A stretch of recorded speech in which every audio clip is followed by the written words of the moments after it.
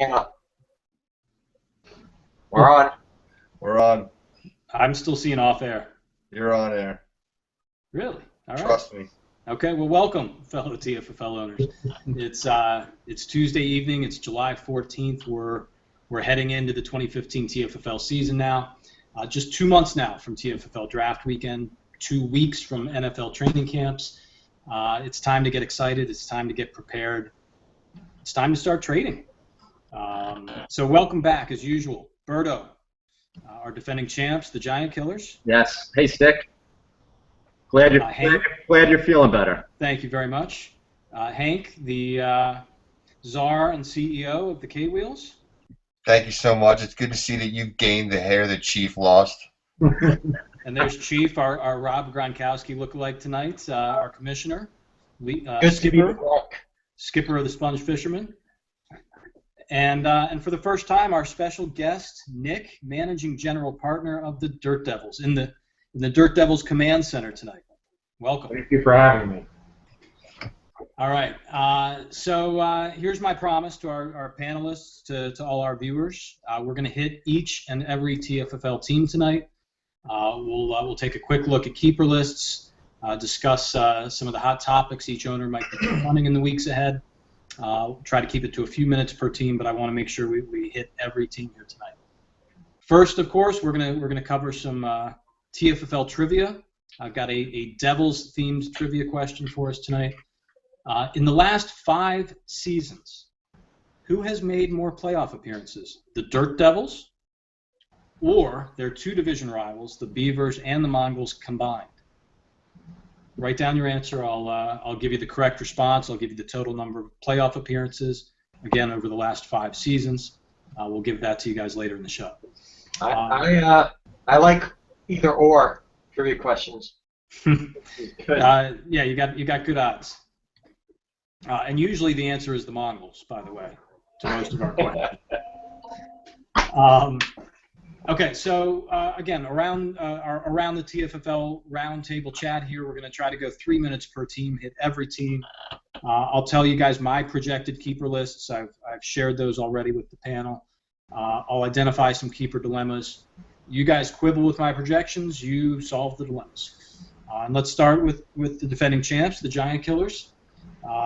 Their keeper list, of course, Tony Romo, a quarterback, 3 stud running backs, Arian Foster, Marshawn Lynch, young Jeremy Hill, Rob Gronkowski really is a 4th running back, tight end, and then I've got them keeping 2 Jets receivers, Brandon Marshall and Eric Decker.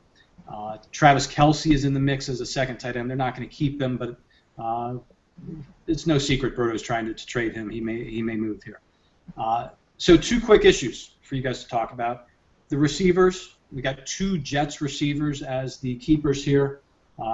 They're good players, not the worst problem to have, but I think that group could hold back this franchise.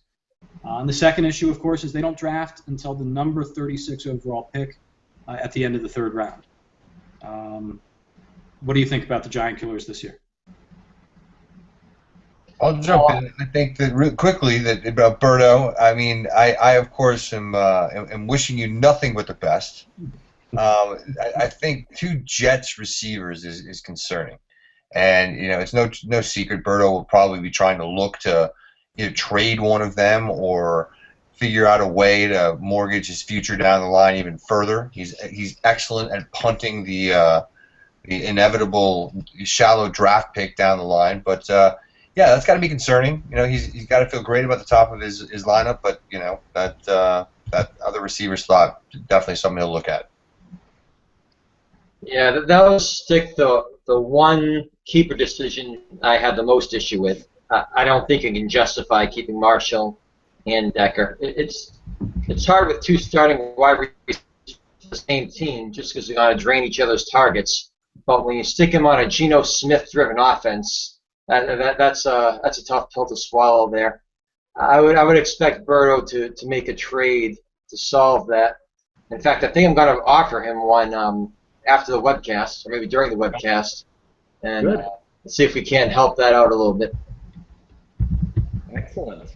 I look forward to it.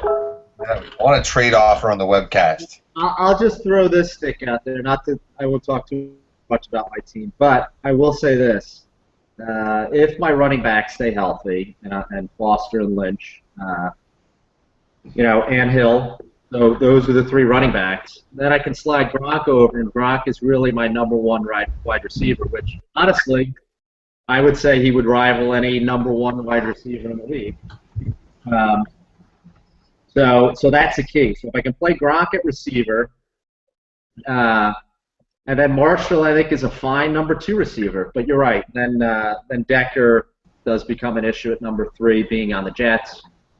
Then you start talking about Terrence Williams, Cody Latimer, which was not on your potential keeper list, becomes a potential keeper. I think people, at the very least, should be making offers to me for Cody Latimer.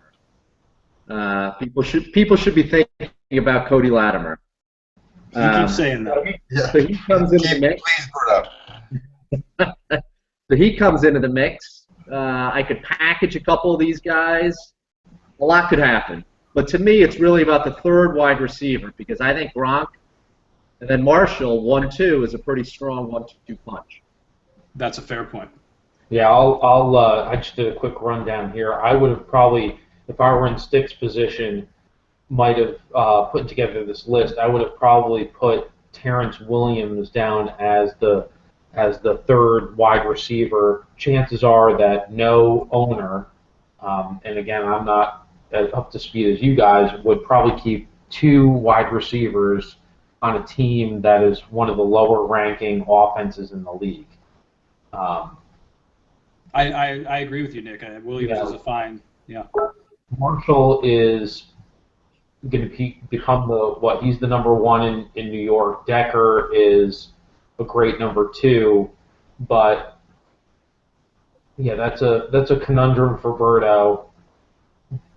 But I'll tell you what, that's an easy conundrum to have with the top five that he has already there. Yep. Birdo, real quick, just one word answer. Who you keeping if you had to keep today in that number 7 spot? Decker or Terrence Williams? Decker. Yep. All right. The Jets suck, man. The Jets are really bad. Trade offer sent. Yeah. All right. Yeah. Just to go for the record, that was probably the most lucid TFFL comment I've made in at least 2 or 3 years. Ever. Nick, that was totally on point, man. Nice work. Ever. Very nice work. All right, let's pick up the pace a little bit here. Let's jump to the Lizards, our runners-up last year. They've got a stud QB in Andrew Luck, of course, an incredible trio of young receivers, Odell Beckham, Mike Evans, T.Y. Hilton, and stud running back Adrian Peterson coming back this year.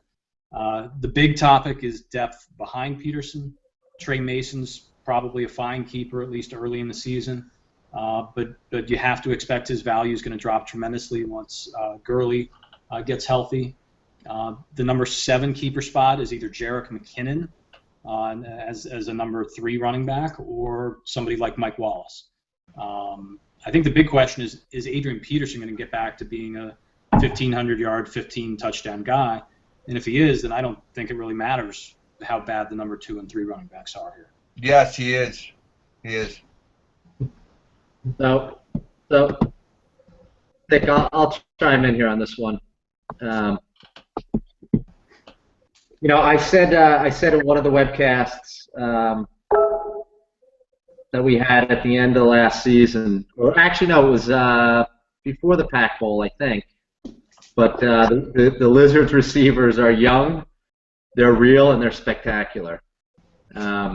And they carried them last year. And the Lizards only get better with AP back, right? So this is a team that did a lot of damage, got to the Pac Bowl on the backs of those receivers and the best quarterback in the game in fantasy.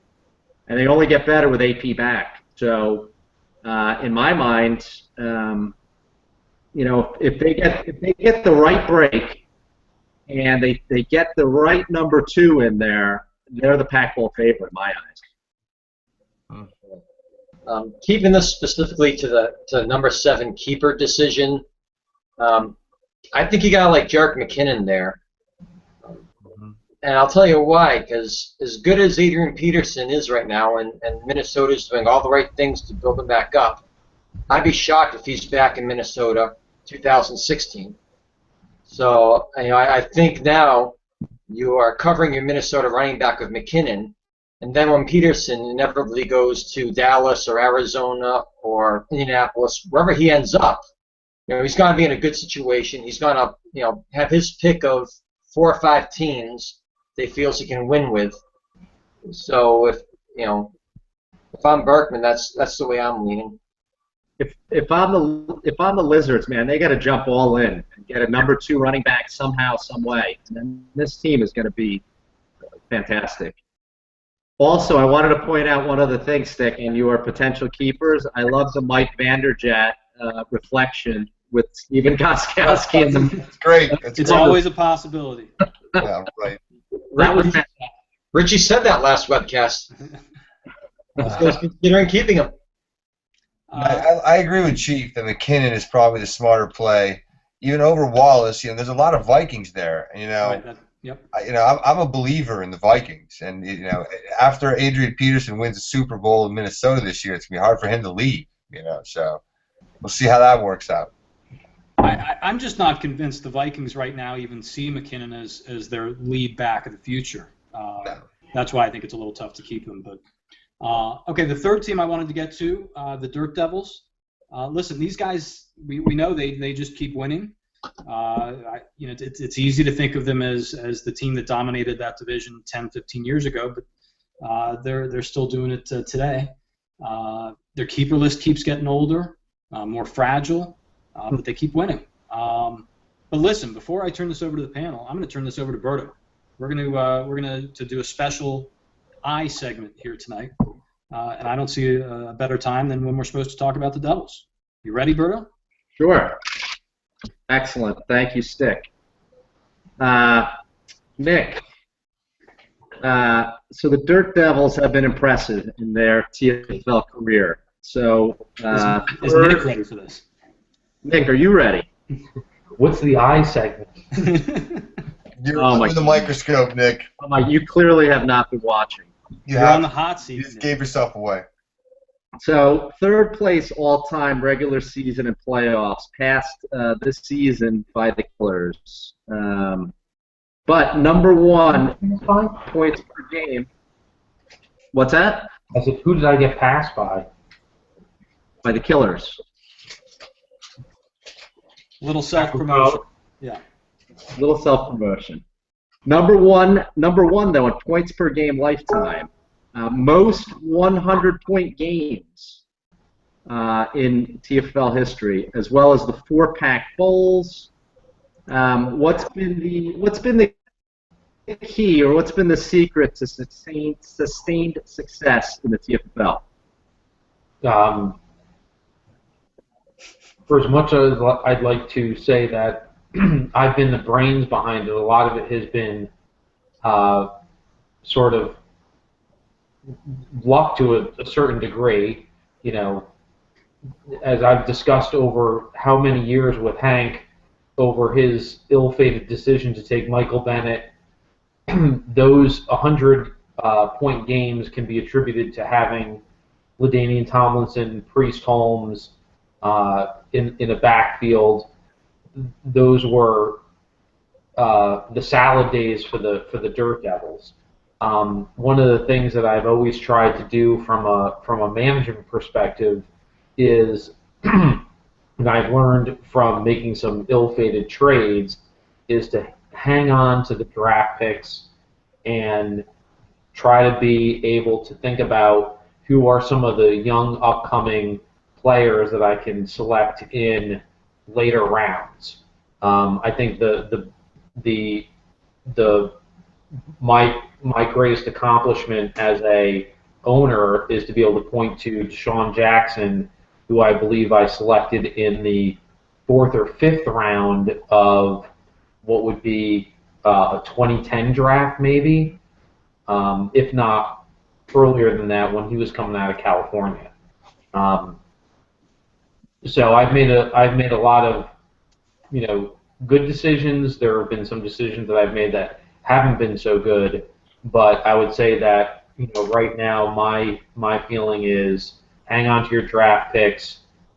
Select young upcoming players and then see where the chips fall. I've had the benefit of playing in a division that hasn't been as strong as some of the other ones, so that's led to some wins. But the 100 points I can attribute to having Tomlinson and Priest Holmes for a number of years. So I think you've answered some of the naysayers, right? Because I'll say this: I think there's two divergent schools of thought in the TFFL community. The first is, I'll paraphrase them. Nick has no clue. He's asleep at the wheel.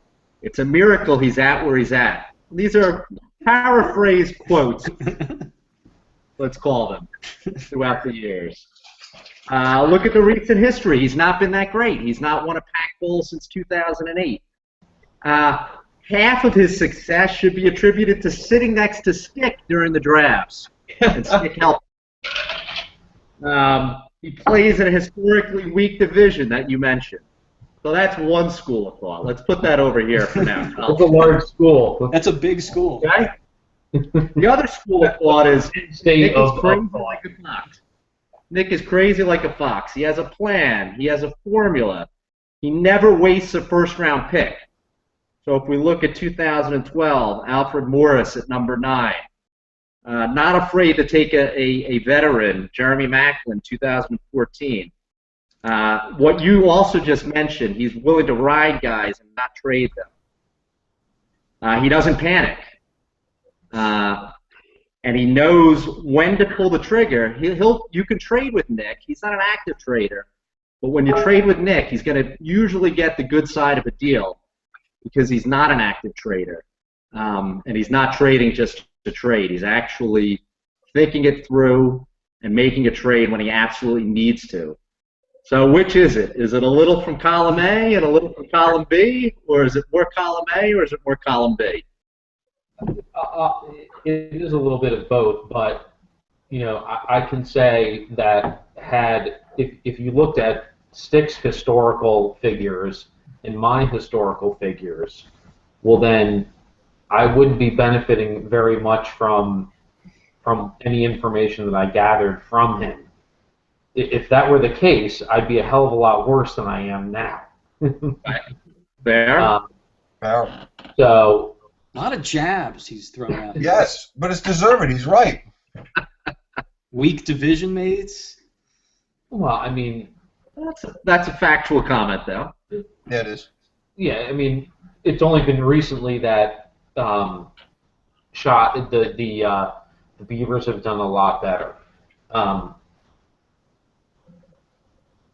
I do not put in as much preparation as other people put into the league. I'm not going to debate that fact, but I do think there's some inherent knowledge of, football, seeing who's doing well, see who isn't doing well. It doesn't take a brain surgeon to realize that the Jets don't have a good offense, and to make the comment that I made. So the team is getting older, and therefore there'll eventually have to be a time when we have to look at getting younger by drafting different players. And, unfortunately, and this year is a great example, and this could be the year where I fall on my face, but making the playoffs automatically puts me in the second half of the draft. So I'm already looking at a non-keeper, second-tier player as my first-round draft pick. I haven't had the benefit by making the playoffs either as a wild card or as a division winner. I'm already putting myself in a poor position for the next year in terms of drafting. So, we'll see. In Victor Cruz, some of those guys will hold the key to next year. So sorry to interrupt, but just to get to the heart of that. So I think it's Fox. You've had a good strategy. You've been as you rightly point out, maybe you don't put as much time in as some of our others. I liked your comment before that the most lucid comment you've made about fantasy in 3 years. So in our discussion before, so putting that into context, and you just touched on it a little bit, but what else do the Devils need to do to return to the glory days you've had a winning record for the last several years. I think for the last 4 or 5 years, if I'm not mistaken. But you haven't won a Pac Bowl since 2008. What do you have to do to get back to prominence? Yeah. So you probably have the figures in front of you, and I don't. But when was the last time I was in the Pac Bowl? 3 years ago.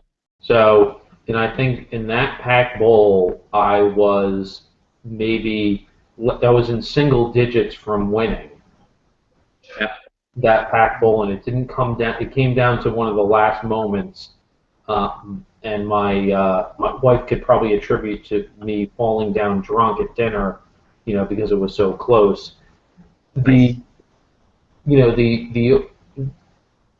If my players perform to what their potential is, I don't have to worry about it. If my quarterback does well, if my top 2 running backs, 2 wide receivers do well, for any team, and this can be said for any team, if those players do well and play up to their potential, I'll be fine. It's when those guys don't perform, when Drew Brees doesn't perform, I'm going to have a hard time beating anybody in the league, regardless. So, I'll look for the best player in the draft to try to make my team younger, to get the next potential stud. But if my players don't perform, as long as they perform to their potential, then I'll be fine. And like I said before, Victor Cruz going down with an injury, that hurt. Yep. Okay. Listen, Nick, I wish you much success this year. And the record speaks for itself. So, congratulations on an excellent TFFL career. With that, I'm going to open it up to the panel. I don't see Chief there. Phil, you have any questions for the Dirt Devils? Yeah, Nick, I think one of the things I definitely give you credit for is your interest in genuine, fandom in college football, and how much you think that helps you as you are looking for people and knowing a little more than maybe a lot of the rest of us. I mean, you say that you don't invest the same amount of time, and I agree. You don't look at the computer and talk, have late night phone conversations about the value of a 4th receiver or whatever, but you probably watch as much college football as anybody short of Thornburg in this, and maybe Terry. But talk about that. I mean, do you still watch more college than pro, or how do you rate that? I'll watch more college than pro just because of what time is available to me to do that. So, I'm watching the same games that Terry and Shive are watching Penn State, so and I think we've documented in previous drafts when we've gotten together how poor Penn State does with NFL players. Excuse me, I would say that it's another jab. Yeah, that's a jab. Nice. Where's Tony? It's the it's listening to that, doing a little bit of research prior to the draft, just on what college players are out there, and more so, I'll tell you, I watch more of the exhibition games than just as much exhibition games that I do with the college, just because to see who's doing well, who's going to be as a potential backup or potential starter, because again, when you're drafting that second half or the second section of the first round or second round, etc., then you have to worry about those backup players that are going to be standing in. So, Yeah, but I think you're underselling it. I think you really understand or look at college football talent. You know who the backup running back at Michigan is, and you know how he might be an undervalued asset in the NFL when he gets drafted by Houston and might have a chance. I just think that you know, as you say, you don't do the studying, but I think you get it in other ways, and that maybe has proved to be even more valuable. That's So a great point. is Devin Gardner a wide receiver, or is he still at Michigan? Oh yeah, yeah. Like, I couldn't have pulled that name up if you offered me money. Yeah. No, everyone, you guys know. He's on an I know who NFL. he is. I know who he is. Hey Nick, which draft magazine will you be taking to the Deep Creek Lake and studying up until draft time this year? Well, I've foregone the magazine route, and I think that well, Stick should know as I sit next to him every year. You know, and I think Ralph so pointedly said it's Dave Richard and who's the other guy for Same Commissioner? guys. Jeremy Eisenberg. There you go. I'll take a look at that, not necessarily their feedback, but what they project as what the starting lineups are, the second string guys, the third string guys are, and scan that list. Use the input that I'll get from from watching college football. Say, okay, here's who I know of, here's who I like, and we'll go from there for making those selections. Nick, real quick, this is the type of question we like to ask you. How much is Andrew getting involved these days? Are you grooming a new generation of Devils leadership? I would say his involvement is 0 to slim at this point. While it may be something that would be a future endeavor, I don't foresee him having the same involvement, that I have right now.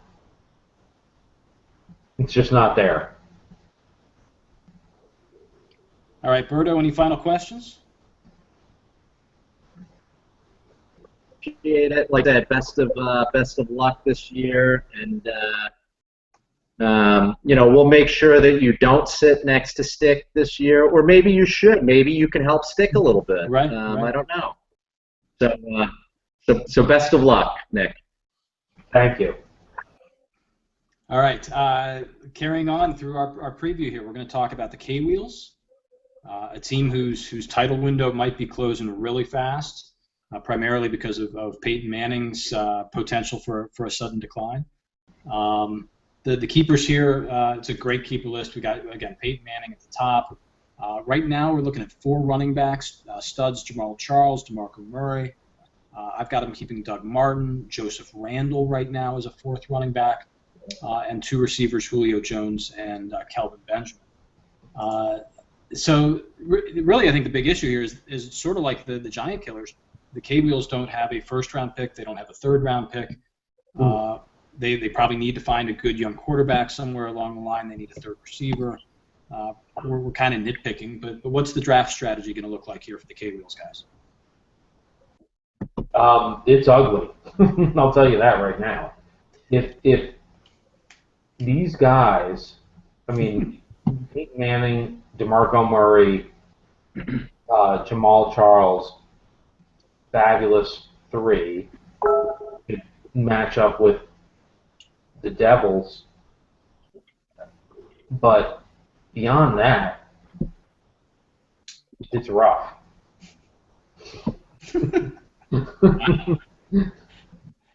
That's harsh. I mean, I'll say this. I think there's been mixed messages out of K-Wheels camp. Not from Phil on the players on his team. So, there's talk of Peyton Manning not being the same guy. It wasn't a thigh injury or whatever the hell it was at the end of last season. Something was fundamentally wrong with his arm. So that's issue number 1. But then on the plus side, you hear good things about Doug Martin. A few years ago, Phil was couldn't have been more excited about a running back besides Doug Martin, right, Phil? Right. I mean, top of the world with Doug Martin, and then he fell off the cliff with the injury and other things that happened. So you have Peyton Manning, then you have the Doug Martin thing. Kelvin Benjamin, I think, was a great first-round pick last year, so that's another positive. And you look at Jamal Charles; he's got another year on his body, and who knows what's going on there. DeMarco Murray moving to a new team should be.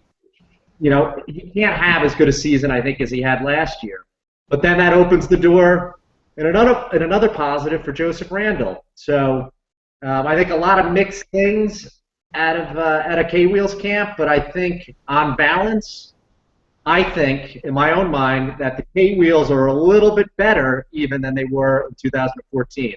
And I think one of the biggest reasons is Kelvin Benjamin with another year under his belt.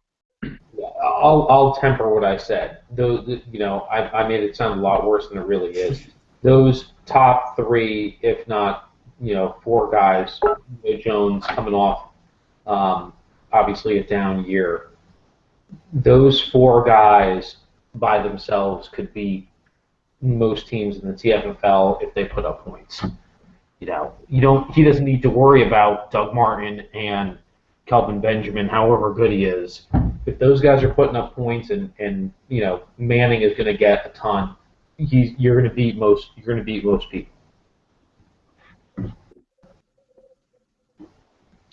All right, Chief. Unless you want to jump in here, let's move on quickly to the Hams. Real quickly before I was waiting for Chief. You want to address your own team? Yeah. No, I didn't. I'm not going to assess anything. That was a very intriguing. Barbs being thrown from Nick, and I look forward to playing the Devils. Nice. Stirring it up, Nick.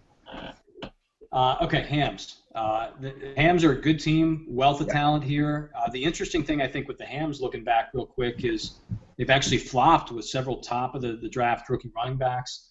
Andre Williams last year, I don't think is a keeper already. Bishop Sankey, they've traded away. Even Giovanni Bernard, to some degree, is not perhaps what you hoped for. Right now, this franchise's keeper list looks like Matt Ryan is the quarterback, C.J. Anderson, Giovanni Bernard, Frank Gore is your 3 running backs. Great receiving core, Calvin Johnson, Sammy Watkins, and DeAndre Hopkins. So that's a good 7 keepers right there.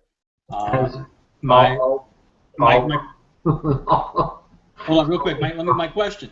Is there any debate about the keeper quarterback spot? Could Big Ben be a better keeper than Matt Ryan? And am I wrong? Is there any reason to think Andre Williams is a keeper after being the number 4 overall pick last year? Yes and yes. I think he's going to keep Matt Ryan, but he certainly has 2 of the top 9 quarterbacks in the league on his roster. I think mostly keep Ryan just for the long-term security that he provides over Roethlisberger. But if someone made an offer on one, he'd be okay with moving it, I think. And I don't see any reason to keep Bernard over Williams. Williams has just got to have more touchdowns. He may not have the touches, but with Jeremy Hill emerging last year in Cincinnati, it just kills the value of Bernard going forward. I see no reason they couldn't pick up Bernard with a 2nd-round pick if you wanted him back. I'd argue that I'd rather go quarterbackless than I'd keep both Williams and Bernard and forget keeping Ryan or Roethlisberger. I mean, unless you think Matt Ryan's going to really prove to be a top 5 quarterback again, which maybe he can be. But if as you said, fine. Ryan and Roethlisberger are both good. They're about the 9th and 10th best quarterbacks in the league, and you could probably get them, or one of them back pretty, in the 3rd or 4th round of the draft. And running backs are gold. Yeah, I mean, I'm always about running backs, but I look at this team and I think the Hams have done well with Matt Ryan. They're impactful. They've been, I would say, Matt Ryan. Also, you're right about Bishop Sankey being a bust in terms of a draft pick, but Michael was smart enough to turn turn that around and get C.J. Anderson with that and some other things in there as well. So that has turned into a positive. So I think you have to hold on to Ryan. I think he's been successful for this team. Bernard is an issue, but I guess I agree with Chief. You got to find a space somehow for Williams. I don't think you can give up on him. He's a big back. He's going to score touchdowns. He's more valuable in this league than maybe in other leagues, and I think you got to find a home for him. At least give him another year to see what happens. So what that means, I don't know. Maybe it means trades. Maybe it means somebody else is off. But I think you got to find a home for him. And then the other issue that the Hams have is age, right? Between Frank Gore and Calvin Johnson. That's getting to be another concern. I think that's still a couple years away, or at least 1 year away. You're going to have Frank Gore, I think it's going to be here in the Colts, and you go from there. And by the way, getting Sammy Watkins in the second round, right, last year, that was a hell of a pick. So, yeah, maybe he missed on Sankey and Andre Williams, but getting Watkins there was a good pick. And DeAndre Hopkins later in the draft too. Yeah. Okay, let's move on now. Slippery Beavers. Obvious story here. 3 first-round picks in this year's draft. Quickly, their keepers, of course, Aaron Rodgers, stud quarterback at the top. 3 running backs, Le'Veon Bell, Lamar Miller, Andre Ellington, and 3 very good receivers, Demaryius Thomas, Alshon Jeffrey, and young Jordan Matthews. But running backs are the issue here, especially with Bell suspended for weeks 1 through 3. Bill has said he collected those 3 first-rounders with an eye toward this year's draft to restock his running back core. The issue is the picks are number 8, 9, and 12. Can the Beavers turn 2 of those picks into valuable additions to their franchise core? If they trade him. Yeah, that's one way. But I also just said Thornburg knows the college folks better than anyone, and so you never know. Maybe so. The visitor. Weekly. Yes. Wait, say hello, Brooke. You can wave and say hello. All right. Hey, Brooke. Hi. All right, there we go. Bye. Okay. Bye. All right. Yeah. So, who knows with Thornburg? He could be okay. Okay. She's giving draft advice. She is. She's telling me to stop talking about running backs.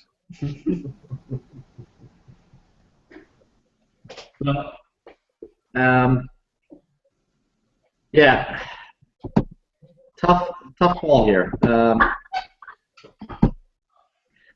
Beavers. I'm not as high on the Beavers this year as I was before last year. Last year I thought their team was going to be incredible, and now I'm wondering, with Brandon Marshall gone, is Alshon Jeffrey going to be the guy there? I don't know. Is Demaryius Thomas? Is he going to take a step back? Is Peyton Manning going to take a step back, and then Thomas going to take a step back due to Manning? So in terms of the keeper list, I thought the Beavers had a phenomenal keeper list going into last season. I don't think it's as good this year, but I guess maybe that's balanced out by those 3 number ones. But honestly, he's got to package them, and I think he's making moves, and I'm sure he's making offers, or not making moves, but I'm sure he's making offers to the people who have the top picks there. He's got to be, and if he does that, and he can get a really good running back, a Melvin Gordon or somebody like that, then this team can really, really do some damage. But the way the running backs sit right now, this team cannot win. Cannot win at all. I like it. Bold. Yeah. I think Rodgers is, I mean, great, best. Le'Veon Bell, awesome to have him. I think Demaryius Thomas is still going to be huge, but beyond that, I think it's a lot of fairly shallow depth, and a lot of guys who are going to be hit or miss with Ellington and Miller and Alshon Jeffrey and Jordan Matthews. I mean, I'm not sure any of those guys are top flight guys. So yeah, I think those 3 first-round picks are key. See if he can do something with them, whether he's packaging things or whether he's marking guys that he wants to get, which I think is more the Thornburg's mentality. Is this target guys that he wants to get at 8, 9, and 12. He did make a big move up 2 years with me and ended up drafting Le'Veon Bell, which has really revitalized his franchise. I think that was a swap of number 1s and number 2, and I think Vincent Jackson ended up being the trade. He offered me Jordy Nelson. I held off Vincent Jackson in a move I regret these days. But so he's shown a willingness to move up, and he's shown the willingness to part with valued assets to move up. I'm just having a hard time seeing it right now. Like you said, he has his guys. He knows the college game. And he probably sees some undervalued guys there that he's convinced and go out and help the team. Mm-hmm. I think right now you can pencil in Allen Robinson, in all honesty, as one of those 3 picks. If he doesn't keep him. Well, he can't right now unless he wants to drop Jordan Matthews or something like that. But, so the question is, what does he do with the other 2 picks? Okay, let's jump over to the Mongols here, and they're going to lead us into an interesting conversation about the value of quarterbacks. Hard to see this franchise keeping a quarterback. I've got them keeping 3 running backs for sure: Eddie Lacy, Rashad Jennings, and Devontae Freeman. 3 receivers for sure: Des Bryant, Randall Cobb, and Michael Floyd. That 7th keeper spot probably goes to D'Angelo Williams right now. At least in my book, he's going to be an early season starter as a number 3 running back for the Mongols, and there just aren't a lot of other options. Yeah. Well, this is where we depart, Stick. Go for it. Tell me, yeah. Why not Rashard Jennings, starting running back? Why would he not be? I have Jennings. I have Jennings on the list. Do you? I'm sorry. Yeah. Maybe I was looking at an old one. Yeah. And real quick, my last point on the Mongols. I see it. Go ahead. If I'm right, they aren't keeping a quarterback. This is a team without a 3rd-round pick, so I mean, you got to assume they're going to have to jump on somebody early in this draft, rounds 1 or 2. I don't know how you can say that they would hold on to D'Angelo Williams. No, I think Steve Smith makes a lot more sense. Who are they keeping? You can not possibly do that. You have to do something else. You have to do anything else besides keeping D'Angelo Williams. I think you keep Steve Smith as number 1 receiver in Baltimore, as ridiculous as that seems on the face of it. Or you got to make a trade for a quarterback. As you said, they're not in a good spot right now to take, at the mercy of other teams who aren't keeping quarterbacks. Maybe they make a trade for one of Ryan or Roethlisberger, which would probably be a great move for them. Yeah, or Travis Kelce. No, I don't like the Kelce move, but the Roethlisberger move makes sense.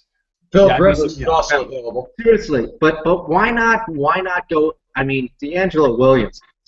I don't have it in front of me, but we have to look up how many touchdowns he's had over the last couple of years. Number 1, number 2, he's in Pittsburgh. The Le'Veon Bell situation is fluid at best, but really, you can't hold on to this guy. I'm just basing it on the lists they have now. I assume they will try to upgrade that. No, you're right. You're right. I mean, who they have now. But honestly, I would say you keep RG3 or Blake Bortles. I don't know. But then you gotta make a trade. Right. And let's see what happens with Dez too. Dez is being a bit of a baby right now. Yeah, I think the Mongols have. Devontae Freeman has competition for his job there. Des Bryant's going to be suspended. Listen, that is huge. If Des Bryant sticks to his gun and holds up for 10 weeks, and I'm of the opinion he should, then they really have to keep that extra wide receiver. Yeah. They have to keep a Crabtree or a Steve Smith or make another trade for a wide receiver. Or they keep the quarterback. They keep RG3 or Bortles, whoever they like better, and then draft receivers early. Who knows? Can't make a Picasso with watercolors. That's ugly. Never heard that before. Nick, where you been? All right. Keeping with the theme of franchises that may not keep quarterbacks, before we really went on the air here, other people were asking the same question I am. Are the sponge fishermen going to keep a quarterback? I've got them not letting Phillip Rivers go. And again, here's the same issue here. They lack a second-round pick, so that probably complicates any plans to go acquire a new franchise quarterback early in the draft. Chief gave us a little hint he might be looking at Jameis Winston on our last podcast. But I think this quarterback issue hangs over this franchise right now.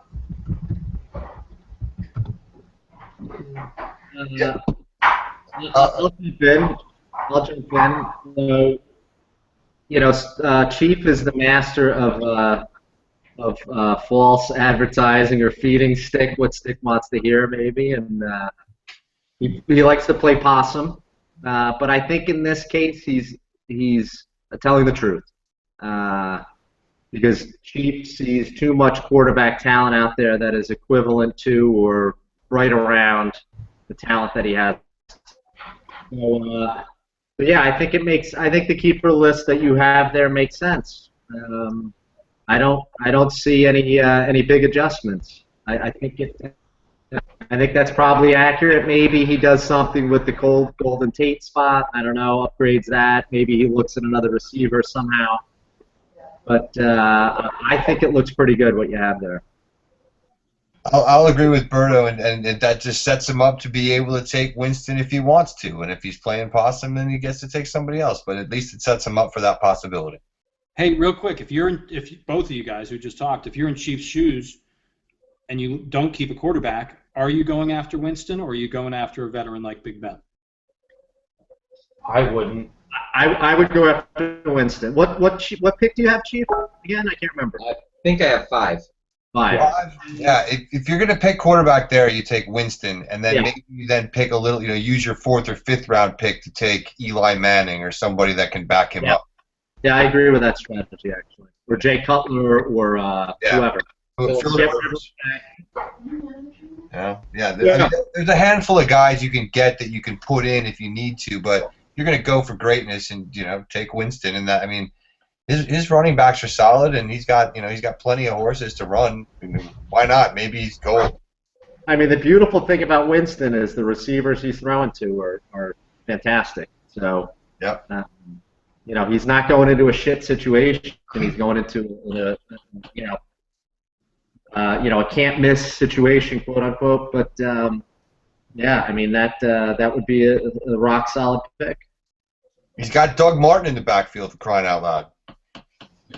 Even more reason that he's going to be throwing. A quick, again, I don't follow this stuff very religiously. A quick scan. I don't know who said Jay Cutler. Phillip Rivers, 31 TDs. Jay Cutler, 28 TDs in 2014. The Bears have a very diverse offense. They can run the ball with Matt Forte, of course. The Chargers more likely to throw. Rivers has had 2 great years. Obviously Chief is smart enough to make his own choice. My uneducated, recommendation would be to keep a quarterback and look at one of these, that 4th running back, Chris Ivory. He's in what, York or New Orleans? How do you make tax bowls? Not since 2008. All catching up with them. That's not that long ago. Hey, So, Chief, tell us, what are you going to do? But what? Give us a smoke screen. Come on. Throw something. I haven't Give moved. us a lie or give us the truth. I haven't moved off what I said last time because my roster hasn't changed. I'll be very shocked if I go into the draft without a quarterback. And if I don't, I still think I'm more likely than not to take Winston Okay. early in the draft. Yeah, I mean, I'm inclined to believe you. Chris Ivory had a whopping 6 touchdowns. I mean, that's I mean, how'd your fourth running back do? That's not that bad. the choice is between Phillip Rivers or Chris Ivory. Yes, but you understand it's not just Phillip Rivers. It's be able to keep Chris Ivory and Jameis Winston. But It's relative value. you're talking about a rookie quarterback in Tampa Bay We're talking about practice, man. for breaking the law. Nice. Breaking the Yeah, law. the morals are coming. He's a punk. All right, You got a Senators. funky thug. We can take plenty of jabs at the Senators lineup here. Let's talk about the Sens. How much time do we have? Yeah. So there's a terribly weak running back core here. There's a suspended quarterback, a suspended again franchise wide receiver. Actually, I just took Josh Gordon off the Senators' projected keeper list, which now looks like Tom Brady at quarterback, again suspended to start the season.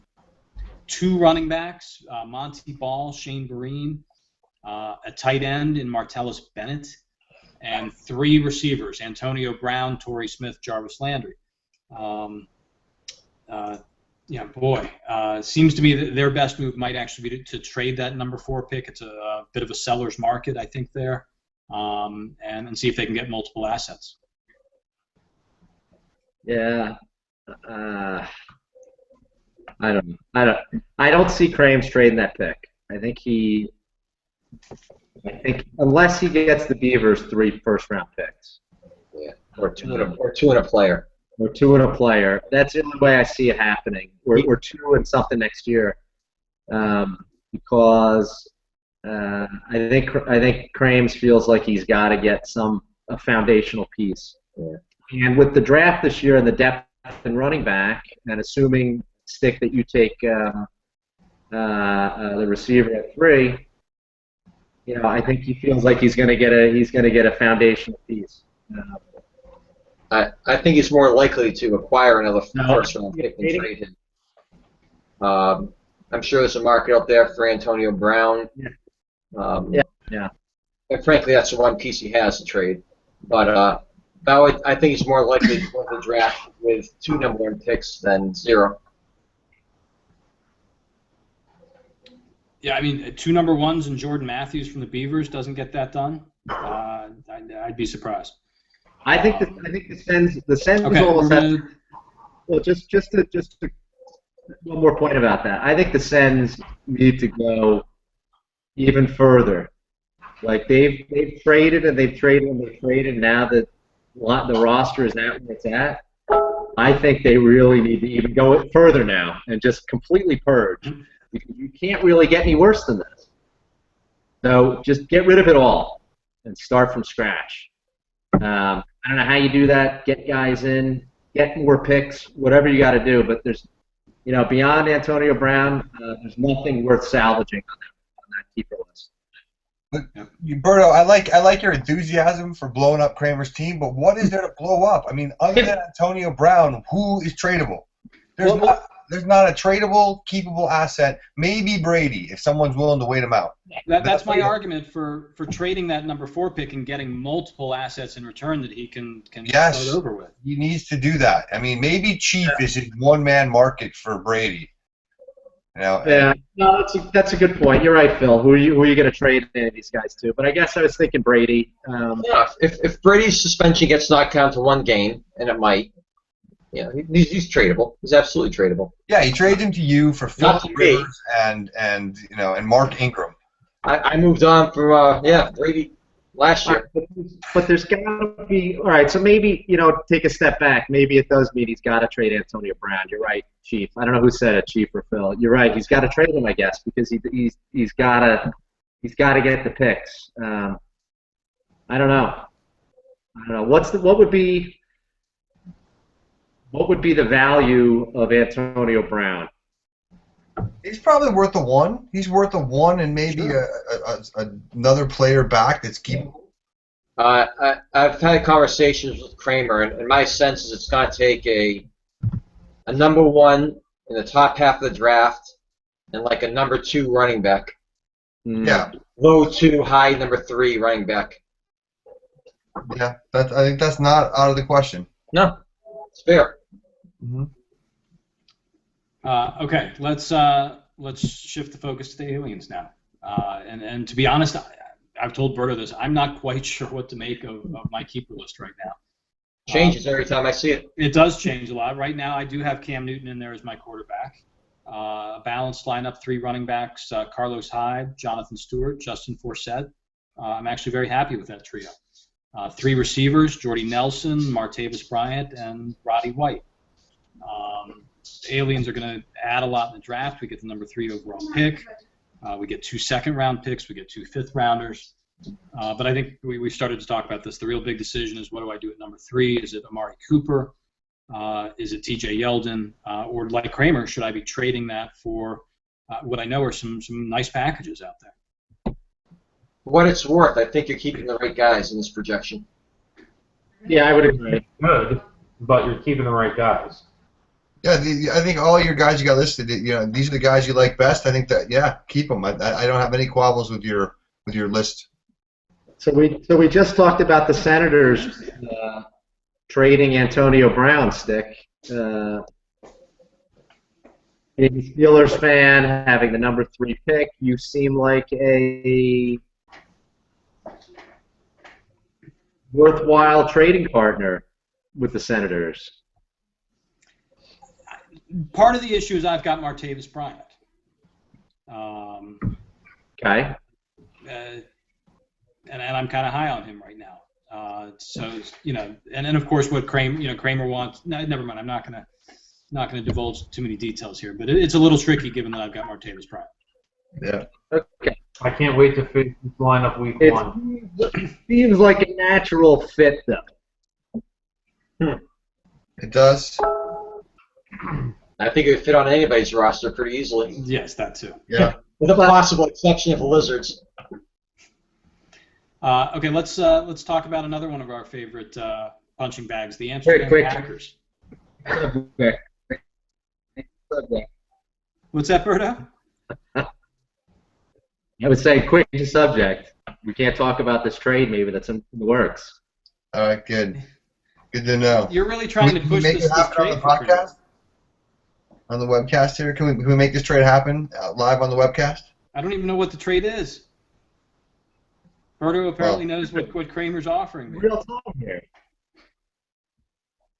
Berto frozen. Make an offer. All right, hey, let's move on to the Amsterdam Packers here.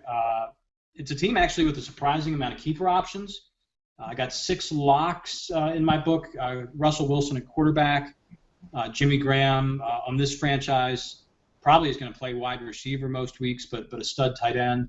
Keenan Allen would be the other receiver that he might keep here.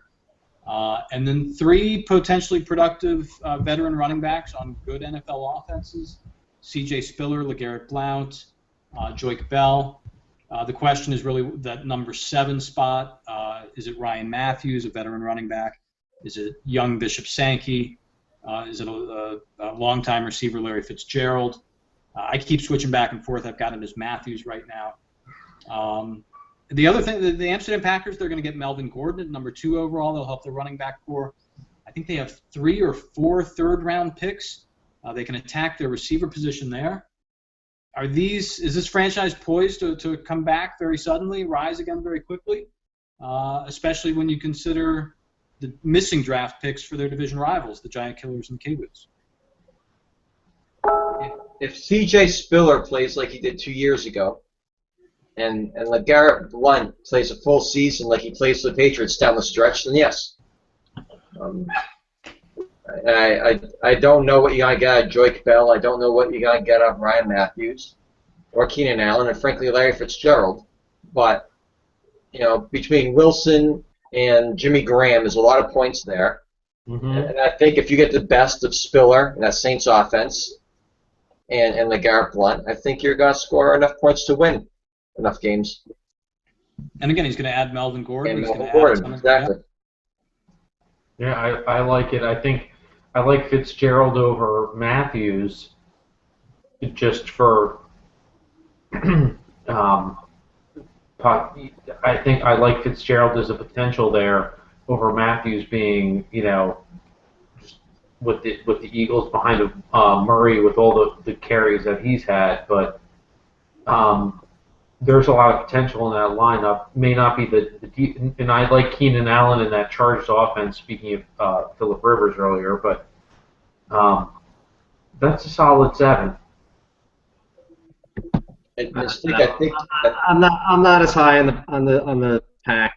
So Joik Bell, you got Amir Abdullah there. He's getting a lot of raves so far. C.J. Spiller, this guy doesn't get in the end zone. Keenan Allen took a step back last year. I do like the Russell Wilson to Jimmy Graham situation there. I think he has to find a home for Bishop Sankey somehow. I mean, you make that trade and you get rid of C.J. Anderson to add Bishop Sankey. I think you got to find a way to give him another year to see what happens. So I don't know how you can be high on this keeper list. To me, it's a whole lot of question marks, big question marks outside of Russell Wilson and Jimmy Graham. But to me, it's a lot of questions. Honestly, he has more question marks on his keeper list than anyone outside of the Senators, in my opinion. It's because he's got some options, and again, I think he's going to add Melvin Gordon. He's going to add a ton of third-round picks that'll let him rebuild the receiver core. He's going to add to this team. Yes. Yeah. No, you're right. Melvin Gordon, yeah, that's great. He's going to add Melvin Gordon. But specifically about the keeper list, more question marks besides anyone except the Senators, in my opinion. I'm going to agree with Berto, not just because he's in our division, but also because he's in our division. But if we're looking at straight keeper list, who cares about what's going to happen with Melvin Gordon or the third-round picks or whatever might be to come? You look at this list right now, this is not a scary keeper list. This is Jimmy Graham and a bunch of maybe. And even Russell Wilson, great. He's an excellent NFL quarterback, okay fantasy quarterback. Outside of that, Keenan Allen's a decent player. All right. Bring it on. I'm looking forward to playing the Packers twice this year. And he has to draft better than he did in 2014. Yes. He's often out. He tries to outsmart himself, and he takes guys that are a year away from being a year away. Well put. A year away from being a year away. I like that. Okay, we got one franchise left to talk about in our review here. It's the Boba Fats, the #1 overall pick in our draft. The gut reaction is this is not a good team right now. That running back core is particularly dreadful. Let's just go through it real quick. We got Matt Stafford as the holdover quarterback. Latavius Murray, I guess, is your #1 running back. Julius Thomas will slot in as a running back as a keeper tight end. Bear with me here. Terrence West, I think, has to be a keeper running back right now, but he's looking kind of weak. 3 good receivers: A.J. Green, Emmanuel Sanders, Julian Edelman. That's fine. But it just doesn't feel like a strong franchise right now. The question is, what can they do? Is Todd Gurley enough to turn this thing around in a year, especially considering he's going to miss the first few weeks of the year, or the Fat's going to be back in the #1 spot a year from now? I'll take Fats' roster over Ralph's, straight up. Wow. Yeah, I would too. I think the only issue with that is I guess it's a big hit though with Julius Thomas moving out of Denver. Yeah. That's a big hit. But besides that, I would take Fats lineup over the pack too. I think. They have A.J. Green. A.J. Green is a difference maker. Emmanuel Sanders and Julian Edelman are both as good as Keenan Allen. Both of them. And Julius Thomas, he's not Jimmy Graham, but he's, Jacksonville has paid him a ton of money. He's going to be the man there. Yeah, but the man with Blake Bortles versus Peyton Manning in Denver. I don't know. I mean, I agree with you. I would still take this keeper list over Ralph's, but probably it's close. It's the third Up there. worst. Yeah. Speaking of Julius Thomas, okay, who obviously Peyton Manning made a superstar in Denver the last couple of years. Rob's second tight end is Owen Daniels, tight end of Denver Broncos. Do you give any thought to protecting him over Julius Thomas? Because, frankly, I wouldn't be shocked at all. In fact, I'll be surprised if he doesn't put up better numbers than Julius Thomas this year. That's a good thought, and you know, maybe then Julius Thomas becomes tradable. All right. Hey, Chief, we're all done here. I want to turn it over to you as I always do. Any closing rants? Any reminders for the league? Okay, Hold on 1 second, if I may interject. I've been asked to please show the crowd the drawing that my daughter's been working on. Outstanding. There we go. Very nice. All right. Is Brooks still there? Brooks, stay Right there. here. 'Cause I have a visual aid too. I found this in my office the other day. I don't know if you can see this. This is my son's project on the great kapok tree. There we go. Nice. Too. Kapok tree. I don't know what it is. I know there's a video out there on YouTube. It's a very big tree in the rainforest that sometimes that you might do a play on. That's right, and we have a video on it, and they've seen it. Part of it. So I found a puzzle my son put together on the great kapok tree in his first grade class. There you go. Very cool. This is a piece of artwork from one of my children. I'm not quite sure what it is, but I'll show it off too. Oh, that's not part of I it. want to show you guys something too. This is a packed bowl. Very nice. If you haven't felt it or seen it in a while, that's what it looks like. Thank you. Visual aid number 2. This came in the mail. That my name is nice and polished on. Nice, Chief. Okay, that's the draft board. Nice. That always gets me excited when that comes in the mail. Just to Outstanding. get all you excited too. Okay, I have my emails. I think we discussed finances. I don't really hear any complaints about that. Other than Kramer's semi-serious one. Maybe Nick has had more discussions with irate owners. I don't know. I haven't heard anything back. We're getting close. Training camps are in full swing in about 11 days from now. It's excited. The devastating training camp injuries and preseason injuries are about to hit. Always shakes up those roster decisions and livens up the trade market. You know, pay your bills. You know, I wasn't going to do a rant today, but fortunately, at about 8:20, I was flipping through channels, and I actually took a picture of this because I would not have remembered this. Does anybody know what is on ESPN right now? Is it the Pan American Games? No. I have no idea. NHRA drag racing. ESPN right now, and this is ESPN, the flagship, okay? Not the U or the Ocho or anything else. This is on ESPN. 1 of 1, Genesis. Does anyone know what this is? No. I will read the description from this Genesis program that is airing on ESPN right now. Not only is it on right now, it was a 2-hour show from 8 to 10, and they're showing it again. I'm sorry, from 8 to 9 and again from 9 to 10. The exploration of the connection between Marvel's superheroes and the world's greatest athletes. What? Yeah, that's terrible. Yeah, That is. I am going to let that go without further comment, but this makes the Bruce Jenner, I'm sorry, the Caitlyn Jenner American hero thing look sensible by comparison. And I don't want to get into Caitlyn Jenner too much, but I don't understand why I got to respect Caitlyn Jenner now, or someone who really hasn't been relevant since 1976. Now it's got to be a hero to me because at the late Middle Ages decided you'd rather be a woman, which frankly was a very small step, you know, shuffling up to the left. But to have Marvel superheroes on an hour-long ESPN show is about as bad as it gets. And we all know ESPN's roughly 20% as relevant as they were 20 years ago.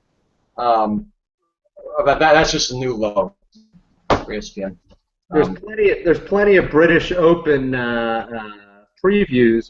We got an exciting week of golf ahead of us. Anything. I would rather listen to an hour-long program of a Des Bryant, Demaryius Thomas potential holdouts. The Tom Brady, Greg Hardy, anything. The hockey free agency, basketball free agency. All right, we're talking about people who don't exist. Marvel superheroes, and comparing them to athletes. So, I don't know. That was just a last minute. I can't think of the word. We're going to tighten up this broadcast and sell it to ESPN because they can definitely air us as effectively as the Genesis program. Right. Before we came on air, I left 9 inches of better programming in the toilet. This is what.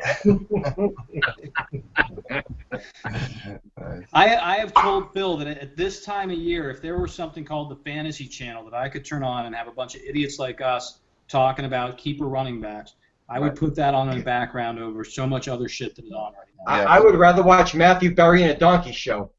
Good luck with that. Have fun there. That scares me. Hey, Anyway, I think this is Pat, better. we get some tips from that. I mean, buy the league from FX Network and order a dozen more, episodes. I don't know. Here, That's here. all I got. All right. Chief, you said thanks, you did Nick. rant. That was a fantastic rant. I loved everyone. Thanks to Stick and continued speed on your recovery. Thank you. I'm glad we could coordinate this. Nick, you were a great guest. I hope we can do it again sometime. Let's do it next week. Nice. Nice. There you go. As long as you keep My the old man staff. center side.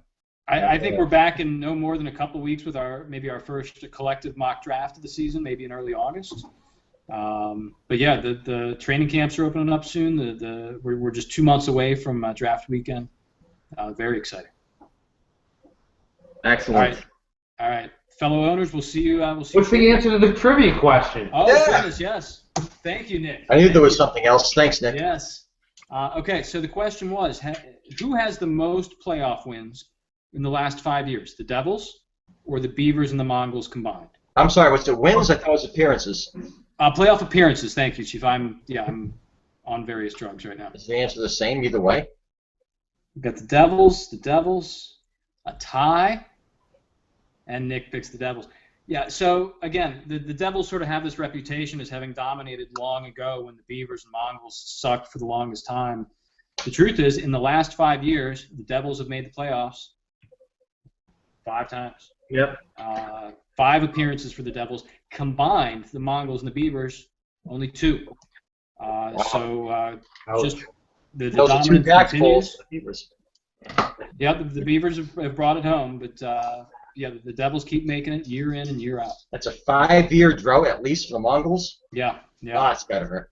Despite a winning record this past year at 7-6. Stick, before you sign off, did the Hams win the Pac Bowl recently? Relatively Yeah. so. About 3 years ago? Was that engraved there, Berto? Yeah, Berto's got the answer. Let's see here. Pac Bowl winners. The Hams won in 2012. Yeah, they were the last winner before the Giant Killers. Yeah. Glad we could clear that up. All right. Okay, so I think we went about an hour and 15 minutes. That's going to have to. Well, we don't have a choice now. That's going to have to be okay. Again, Okay. we'll be back in a couple weeks. Good luck in the first days of training camp, everybody, and we'll see you soon. Take care, guys. Yeah. We don't get a take care sign off. I'm not. Take care. Take care, everybody. All right.